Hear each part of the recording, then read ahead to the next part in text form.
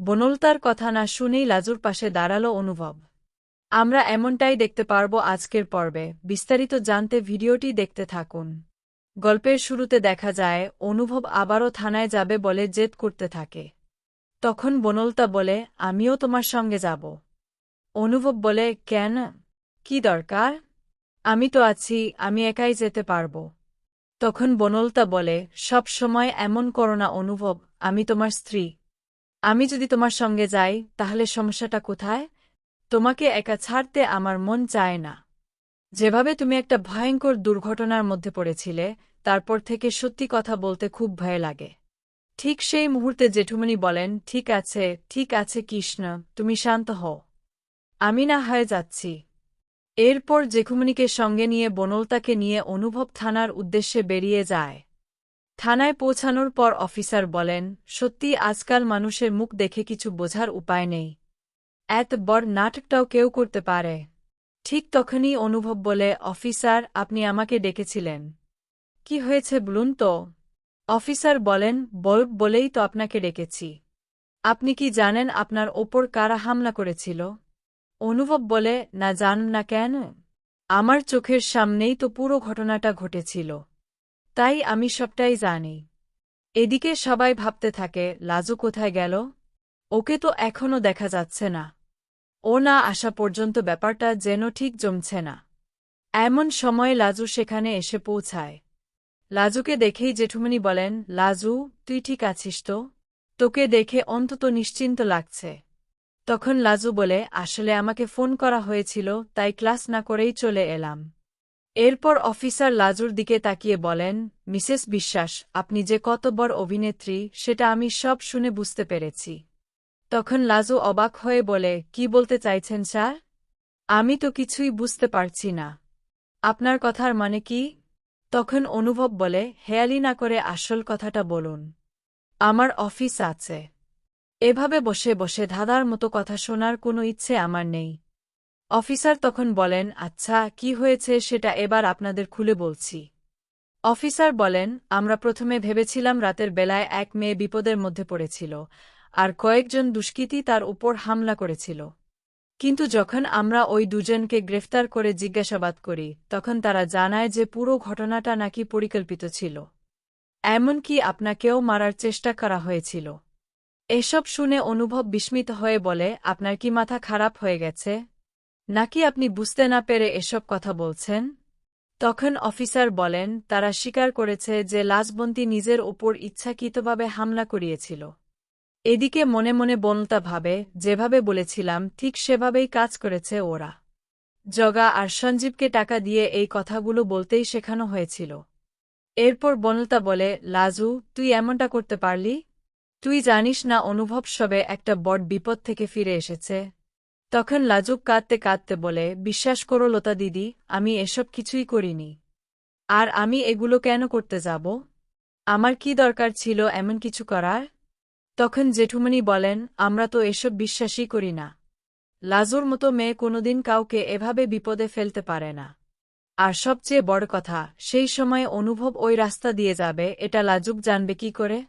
ওর তো এটা জানারই কথা নেয়। কারণ আমরাও জানতাম না। অনুভব নিজের ইচ্ছাতেই ওই রাস্তা দিয়ে ফিরছিল।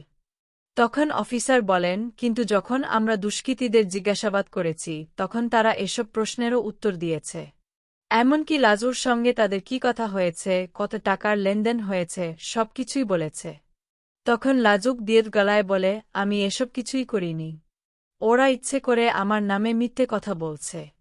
আমাকে ফাঁসানোর চেষ্টা করছে।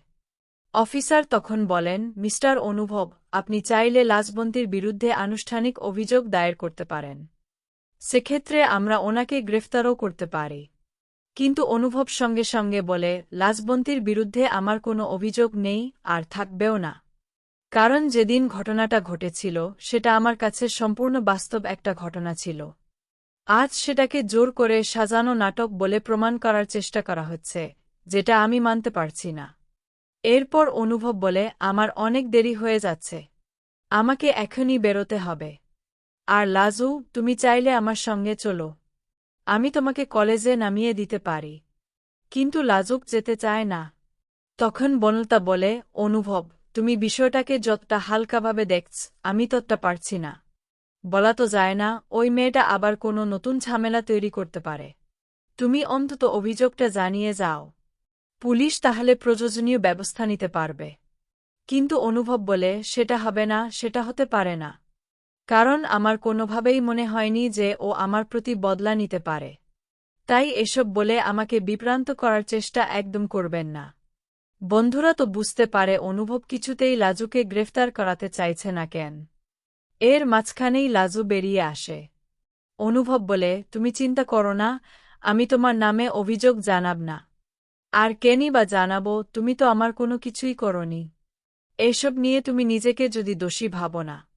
তখনই অনুভব বাড়িতে ফিরে যায় এবং পুরো ঘটনাটা যখন বলে তখন সবাই একই কথা বলে, লাজুক কখনো এরকমটা করতে পারে না। লাজুক কি করতে পারে আর কি পারে না সেটা আমরা খুব ভালোভাবেই জানি, সে কখনোই এমন কাজ করবে না। তখন ঠাম্মি বলে, এছাড়াও অনেক সময় সে আমাদের পরিবারকে অনেক বিপদ থেকে বাঁচিয়েছে। তাই তুমি আজকে লাজুকে বিশ্বাস করছ না কেন, আমি বুঝতে পারছি না। তুমি যেসব ঘটনা দেখেছিলে সেগুলো সে তোমাকে বাঁচিয়েছে।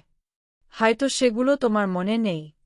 এর মধ্যেই জেঠামণি বলে, লাজুক কখনো এ ধরনের অন্যায় করতে পারে না, কারণ লাজুকের মতো মেয়েরা কখনো অন্যায়কে সমর্থন করে না। তারা নিজেরাই কখনো অন্যায় করবে না। আমি এটা কখনো বিশ্বাস করব না।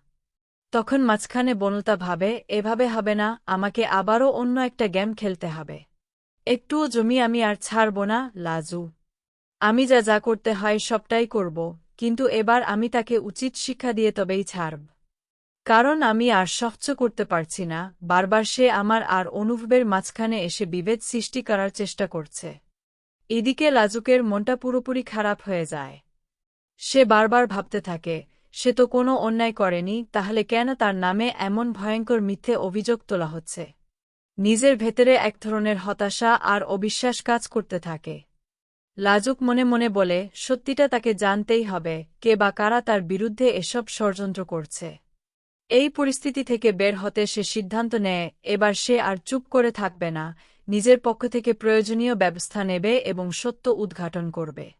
এদিকে রাজু কলেজ থেকে বেরিয়ে যায় এবং ঠিক করে সে বনলতার সঙ্গে সরাসরি কথা বলবে। শুধু তাই নয়, সে প্রিন্সিপালের কাছেও যাবে এবং লাজুকের বিরুদ্ধে যে সব অভিযোগ বা কুকীর্তির কথা বলা হচ্ছে সেগুলো তুলে ধরবে। তার উদ্দেশ্য হল পুরো বিষয়টা সবার সামনে পরিষ্কার করা এবং সত্যিটা প্রতিষ্ঠা করা। কিন্তু লাজুক এসব কিছুই জানে না। সে সম্পূর্ণ অজান্তেই বনলতার তৈরি করা এক নোংরা ফাঁদের ভেতরে ধীরে ধীরে জড়িয়ে পড়ছে। সেই ফাঁদ এমনভাবে সাজানো হচ্ছে যাতে তাকে সহজেই দোষী প্রমাণ করা যায়। লাজুক যতই নির্দোষ থাকুক না কেন, পরিস্থিতি তার বিরুদ্ধে ঘুরিয়ে দেওয়ার চেষ্টা চলছে। এদিকে অনুভব সবকিছু দেখে ভিতরে ভিতরে অস্বস্তি অনুভব করে। তার মনে হয় মেয়েটা সত্যিই কোনো অন্যায় করেনি, তবুও যদি এভাবে তাকে পিষে ফেলা হয় তাহলে সেটা খুবই অন্যায় হবে। ধীরে ধীরে তার মধ্যে একটা সিদ্ধান্ত তৈরি হয়। অনুভব ঠিক করে, সে লাজুককে আর কোনোভাবেই একা কষ্ট পেতে দেবে না এবং বনলতার সঙ্গে এই পুরো বিষয়টা নিয়ে কথা বলবে, যাতে সত্যিটা সামনে আসে এবং অন্যায় বন্ধ হয়।